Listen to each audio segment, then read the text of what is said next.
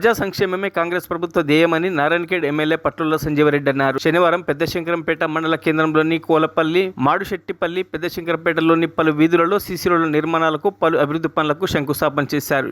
పెద్దశంకరంపేటలోని ప్రియాంక కాలనీలలో నూతనంగా నిర్మించిన సీసీ రోడ్డును ప్రారంభించారు. కాంగ్రెస్ ప్రభుత్వంతోనే అభివృద్ధి సాధ్యమని, 100 రోజుల పాలనలో ఎన్నో పథకాలు ప్రవేశపెట్టి అమలు చేశామని తెలిపారు. ఈ కార్యక్రమంలో మండల కాంగ్రెస్ పార్టీ అధ్యక్షులు మధు, మాజీ జెడ్పీటీసీ ఇందిరా సురేందర్ రెడ్డి, నాయకులు అలుగుల సత్యనారాయణ, ఆర్యన్ సంతోష్ కుమార్, రాజేంద్ర గౌడ్, పెరుమాల్ గౌడ్, కార్యకర్తలు తదితరులు పాల్గొన్నారు.